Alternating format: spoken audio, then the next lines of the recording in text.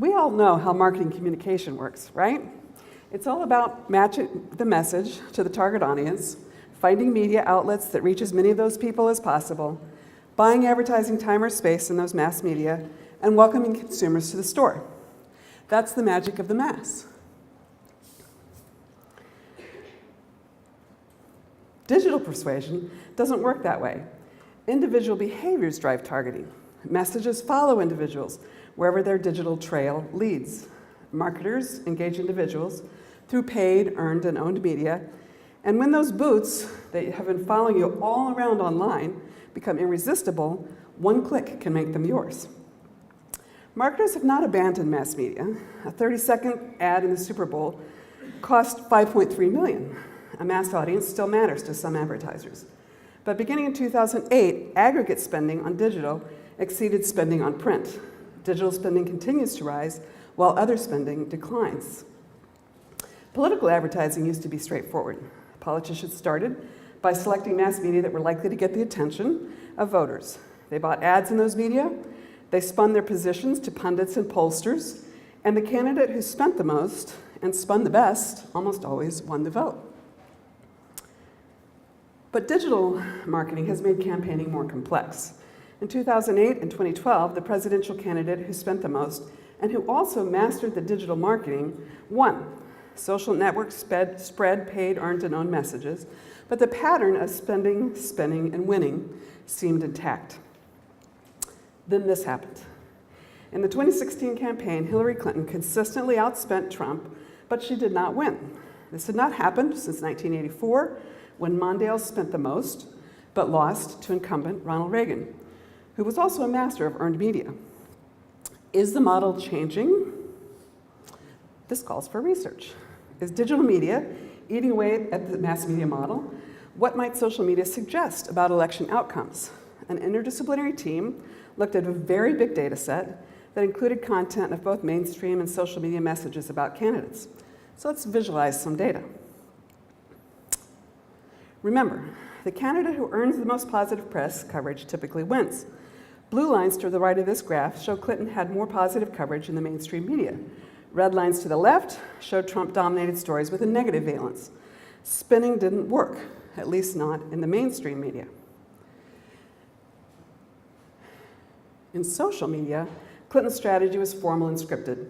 It earned her a middle-of-the-road sentiment from citizens. Trump's social media strategy was bombastic and bombarding.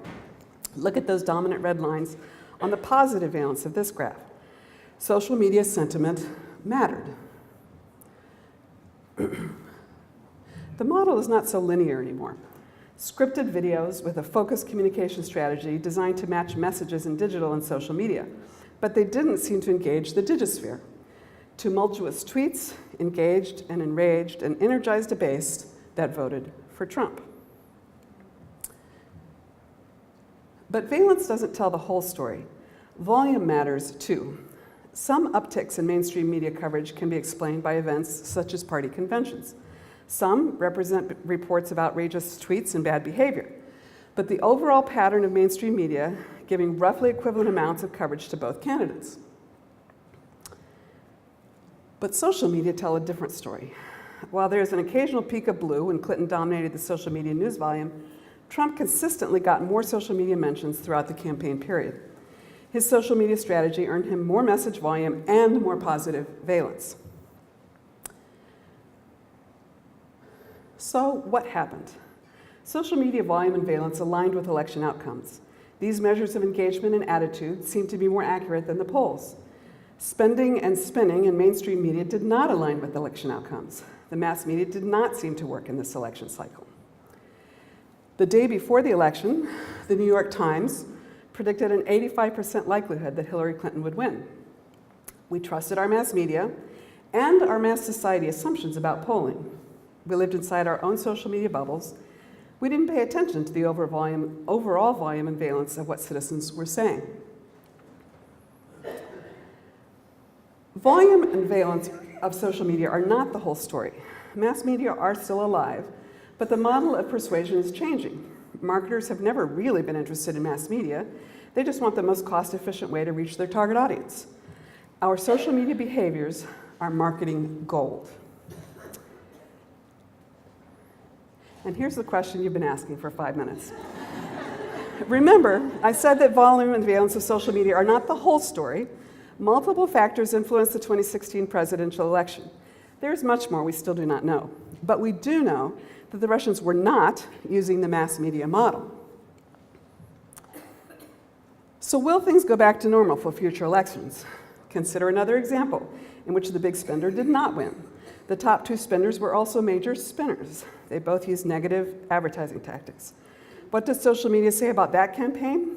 Sounds like another research project. It does seem likely that the mass media model is not serving marketers or politicians as reliably as it once did. Academicians need new theories and methods. Politicians need new regulations and policies. Advertisers need new codes of ethics.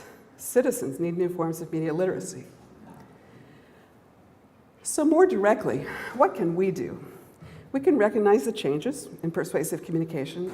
We can understand how targeting works. We can fact check before sharing. We can get out of our bubbles, and we can get out of the digital world and into the real world. Take a walk. Talk to someone who lives in the world differently. Get outside. I'd like to thank the interdisciplinary team that worked on this project.